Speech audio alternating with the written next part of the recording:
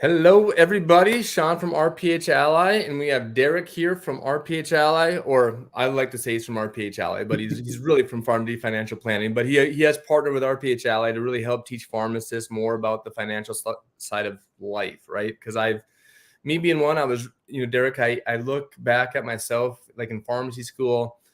We had that chance to get that MBA for an extra year, but I had that like cocky, confident, like, I don't know what you want to call it, just ignorant, right? Like PharmD, that's all I need, right? But you get in the real world and that's not all you need. So thank you for joining us today. Just a quick live. You had an email the other day that I really loved, and it was about basically if you had $100,000, how would you invest it? Yeah. So the premise of that email was just kind of a thought experiment where if you received $100,000, what would you do with it? But there were two parameters you had to meet first. The first one was whatever you did with the $100,000 had to benefit your future retirement. The second parameter you had to meet is you can't put it into any sort of investment account. Because a common answer for a lot of people would be, well, I'd invest the money in low cost ETFs or index funds and just let the market do its thing and earn money over a long period of time. So to make it a little more fun, I want to make sure that whatever you did with the money, you'd have to do something that's going to benefit your future retirement, and you can't invest the money. So and then what would you do? So first question, because again, this is why we have financial advisors. You said the investment accounts, like those would be more like stock market, IRAs. Is that what you're talking about? Exactly, yeah. So for investment accounts, you wouldn't be able to go to TD Ameritrade and open up an investment brokerage account and stick the money in there. Or maybe you have an IRA or a Roth IRA. You wouldn't be able to make contributions into any of those accounts with the $100,000 that you received. Okay. So you have to think of something different that you could do with the money that's going to benefit your future retirement. Got it. All right. So let's go down this list here that you had for us. Because I had lots of questions. I mean, you gave like the short nuggets of why you wouldn't do that. So savings account, 0 to 3% interest. Over the long term, your purchasing power would decline. I'm assuming this is due to inflation. Is that right? Yep, you're exactly right. So a lot of people would take that money, they'd stick it into a bank account, especially now because rates have gone up a little bit over the last 12 months compared to where rates have been over the last 10 years.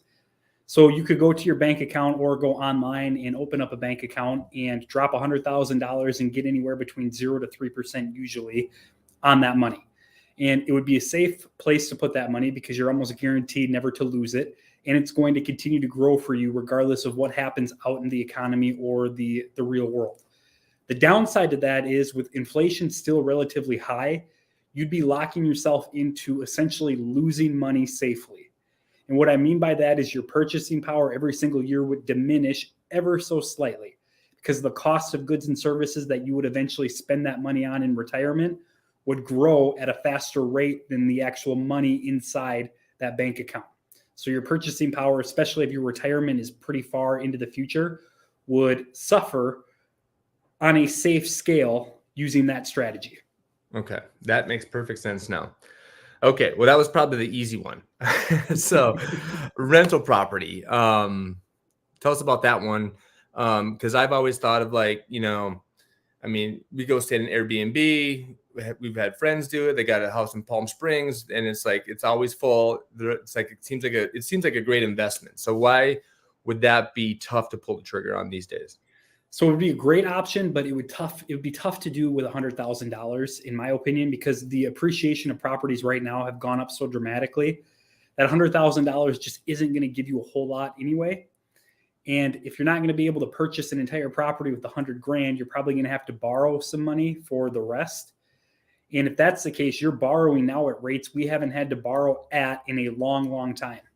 We're talking 5, 6, 7, 8%, depending on credit score and type of loan you're going to get. So it'd be really, really difficult to use that $100,000 in an appropriate way with a rental property, knowing that you're buying a higher priced house and the value of that home could come down. So your equity could be negatively impacted over the next year or two, depending on what happens in our economy. And you'd probably have to borrow additional money at high interest rates in order to see that strategy all the way through. Because a lot of properties now, even rental properties, are going to be worth more than $100,000 if you wanted to go that route. Okay, I'm going to throw a twist on you on that one. Sure. What if you had 5 or 6 friends that each wanted to throw in $100,000 to buy one of those rental properties? That's a great point. We'll actually get into that as one of the 2 options that I would actually explore if I were in this situation. Okay, so that's coming up. Okay, Yep. good. We'll touch on that at the end as far as what I would do if I was in this situation. Got it. All right, what was the next one? Life insurance. Yeah, so life insurance has been extremely important, or not important, but it's been highlighted quite frequently on social media over the last 6 to 12 months with the strategy of becoming your own bank and using index universal life to create cash flow for yourself and retirement income and all that. But the reality is life insurance, you're buying a death benefit. That's number one. And there are costs to that. And second, when you borrow from that life insurance policy later on in life, you actually are accruing interest on that borrowed money. So there are pros and cons of life insurance. And then also life insurance limits how much you can actually put into a policy every single year. It's modified endowment contract rules. So depending on how you structured it and how much that $100,000 you put in every single year would determine how valuable that life insurance strategy could be. But it's an option. It's just not a perfect option, especially in my opinion, if your retirement is closer to beginning than maybe somebody who's a new grad who's just starting out. Okay, no, that makes sense. All right, next one, angel investor. So this kind of gets into what you touched on about if you had a group of people and you wanted to go in on something. So angel investor is somebody who comes in early stage of a company that's trying to build. And you could be an early stage investor, which means you take your $100,000 and you give it to somebody who's trying to build a business. And in return, you get access to future equity of that company. Now, the downside to this is it's extremely risky because, as you and I both know, every new business that starts isn't guaranteed to be around and become profitable over the long term. It's hit and miss. And a lot of these businesses that need to raise a lot of funds early in their startup process have a high probability of flaming out in the future. And if that's the case, all your $100,000 would be completely wiped away. But the flip side of that coin is you have a huge opportunity to invest in maybe a company that is at the early stages on the ground floor. And if it turns into something substantial, that $100,000 could come back to you 10 or 20 fold in the future, which would be phenomenal.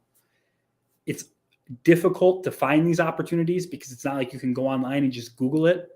And it's even more difficult, in my opinion, to find opportunities that are actually going to be beneficial and profitable over the long term. So that would be an option to look at as a way to hopefully grow your money at a faster pace than inflation, but you're also putting yourself at a tremendous amount of risk in those type of opportunities as well. Okay, that makes sense. How does that fit in with the house situation and the property rentals? Yep. So that it fits in is finding unique opportunities for those dollars to be able to appreciate for your future benefit. So you brought up, well, taking that money and combining it with other people. One of the options I would look at is becoming a limited partner in a business or in some sort of venture like you talked about. So if I had $100,000 and you had $200,000 and somebody else had $20,000, you form a partnership, you put your money in and you buy a rental property or two. And as a partnership, you guys get to share in the revenue of that future or of that rental property. And there's also a few tax advantages that could come along with that. So now you're using other people's money to get to enough economies of scale to be able to afford something that could return profitable income to you in the future. And if we're talking about real estate, you're going to need, in my opinion, more than $100,000 most likely, unless you find a deal in a really small community. And the likelihood of you actually stocking that with people staying there is relatively low. I mean, we're talking, depending on where you live, but no, yeah, 100,000. That was something that I didn't even think about when I read it, but it makes perfect sense now. It was like, oh yeah, it's only 100 grand for a house. That was the goal of the email, is just a thought experiment about what you would do. Because there are certain things that you think, I think I do exactly this. And then you think about it for a little bit longer and new opportunities start to present themselves as you let that percolate more in your mind. But nothing is perfect considering our economic conditions today. I mean, if we had this question 2 years ago, the real estate option would be a no-brainer one, right? You you could take the $100,000 and then borrow cheap money for the rest of it and have a lot of equity in another home that's going to produce income for you, right? But now all those properties are astronomically high in price and the cost to borrow is extremely high compared to recent history. So now there's just more questions than for sure things in 2023 compared to what it was like a couple of years ago if you did find yourself coming into a big sum of money like $100,000. Yeah, absolutely. Awesome, Derek. Well, those are my questions. Do you have anything else for us on any of this? Yeah. So the next thing I would say is if you came into $100,000 or any large sum of money, I think one of the best things you could do is to hire somebody to help you make those decisions. And I know everybody goes, well, it's a financial advisor telling people to go hire a financial advisor. But I think that would be an extremely smart decision to find somebody you trust, that you have a lot of confidence in, that could help you problem solve what to do with that sort of cash. Because you have your own biases and you probably don't see the world the same way as somebody else. And if you can bring those two powers together, the likely outcome is going to be, in my opinion, far better for you long-term than somebody going about this decision-making process themselves. And if you're going to hire a financial advisor, I wave the flag for hiring a truly fiduciary, fee-only, zero-commission advisor, because that conflict of interest in their advice would essentially go away if you go that route. The other thing is, the other option I would consider for a lot of people is to start some sort of side hustle or business with that $100,000. Because then you're moving into a piece of equity that you own that hopefully can produce income for you long-term somehow, some way. And it could be a transition plan for a lot of people to move out of something they don't enjoy right now into a new venture that could potentially bring them more, not only financial freedom, but life freedom as well. So that would be what I would do if I was in somebody else's situation experiencing that type of instant cash flow.